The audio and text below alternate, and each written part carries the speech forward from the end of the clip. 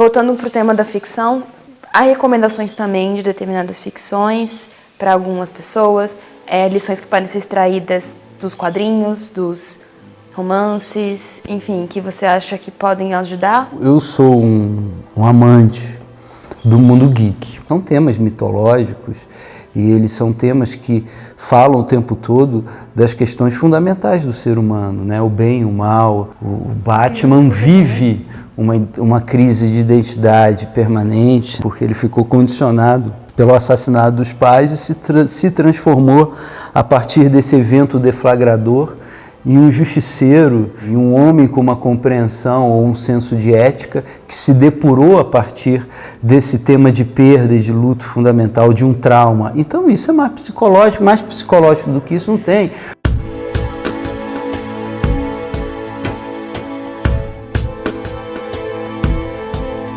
Estamos aqui na minha casa, eu e Natasha, partilhando nossas experiências no âmbito da literatura, no âmbito da vida.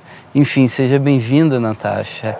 É uma experiência de multiverso, né? Porque, na verdade, meu universo e seu universo são muitos universos que a gente vai poder falar sobre alguns temas que sejam significativos para nós dois, onde a gente possa se encontrar nessa conversa também, né? Eu acho que a gente partilha de interesses literários distintos, mas ao mesmo tempo ambos são amantes, né? Ou ocupam o tempo em ler, em se atualizar na leitura, né?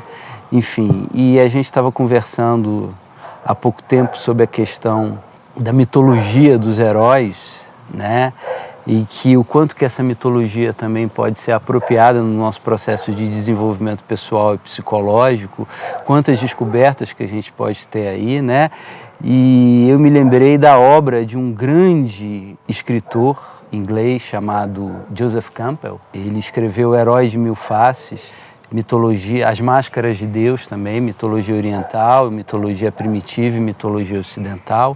E ele foi um mentor fundamental do George Lucas na construção da mitologia do Star Wars, do Guerra nas Estrelas. Então, quando George Lucas estava na verdade, criando esse universo, ele estava bebendo do Joseph Campbell, ele estava pegando, vamos dizer assim, como um escritor que ao escrever um livro ou desenvolver uma narrativa, ele vai buscar outros autores em referenciais bibliográficos, assim era George Lucas com Joseph Campbell, para ver como que essas coisas elas não estão dissociadas, mas elas estão o tempo todo associadas. Joseph Campbell foi um grande erudito, foi um grande pensador, influenciado e impactado principalmente pelo Jung, Carl Gustav Jung, o pai da psicologia analítica. E as obras dele são de grande erudição e são muito amplas, porque ele trabalha fundamentalmente com mitologia comparada. Essa é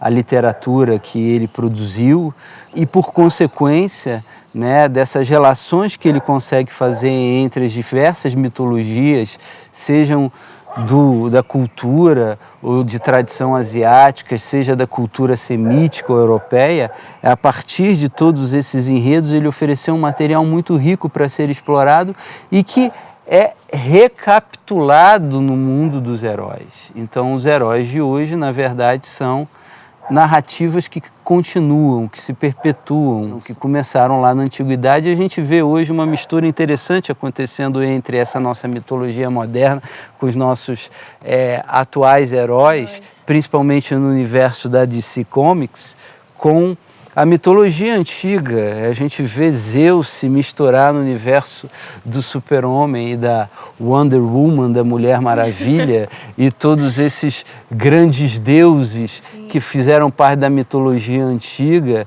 né, entrarem nesse mundo. Então essas questões formam um caldo muito rico. O mundo da DC Comics foi criado muito no mundo mesmo. Tem a ideia dos deuses como uma realidade que aconteceu, né? É um mundo que traz a mitologia presente nos dias de hoje. Pois é.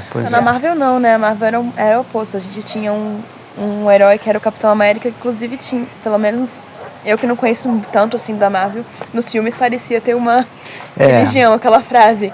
Só existe um Deus. These guys come from legend, they're basically gods. There's only one God, man. And I'm pretty sure he doesn't dress like that.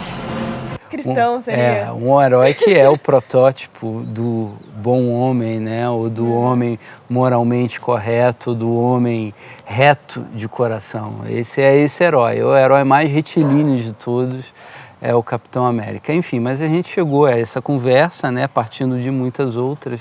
E você estava querendo me perguntar sobre a questão da Zumbilândia também, né? Desse tipo de narrativa. Zumbilândia, mito e mentalidade dos nossos dias, né? Na negociação desse livro, fiz questão de manter o subtítulo, porque se ficasse apenas Zumbilândia, eu acho que isso ia criar uma confusão imensa na cabeça das pessoas. E o subtítulo chancela e dá a identidade que eu queria oferecer a esse texto, porque é um mito e é uma mentalidade. É um mito porque, na verdade, a gente vive atualmente dentro do nosso universo de muitos mitos contemporâneos. Um deles é o mito do zumbi. E o zumbi, ele vem sendo narrado nas mais distintas produções cinematográficas, seriados, né? A gente vê Walking Dead, que foi um fenômeno, uma série que trouxe o olhar das pessoas para dentro dessa trama. Todas as obras cinematográficas, né, da década de 90 para cá, isso veio se proliferando. Sim.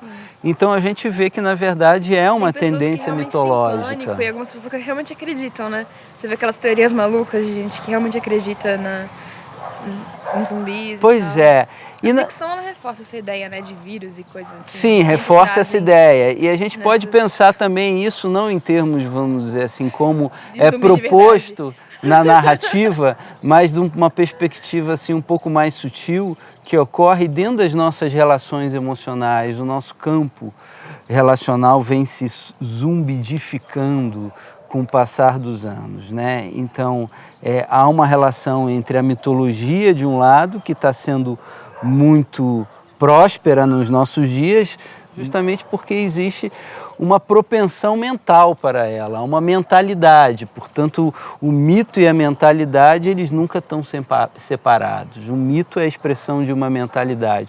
E a mentalidade do zumbi, né, se a gente for enquadrar o zumbi do ponto de vista da psicologia, é um ser insaciável e com apetites insaciáveis e imensos. O zumbi, ele é movido por apetite e ele nunca consegue se saciar, né? Ele é um black hole, um buraco negro. Ele está sempre consumindo tudo à volta dele e, à medida que ele consome, ele vai ficando com apetite maior e mais esfomeado, e ele não anda em direção, ele não tem uma noção para onde vai. Portanto, ele é um ser que ameaça e, ao mesmo tempo, pode ser morto com muita facilidade. Não é difícil matar um zumbi, né? O zumbi não dá trabalho para morrer, justamente porque ele é um ser inconsciente. Então, na verdade, nesse livro eu quis trazer a questão do zumbi para dentro da psicologia e explorar esse universo zumbi do ponto de vista das relações psicológicas dos nossos dias. As pessoas estão realmente vivendo dentro de uma psicologia zumbi, que é uma consciência bastante reduzida, rebaixada, se não completamente apagada, e apetites imensos.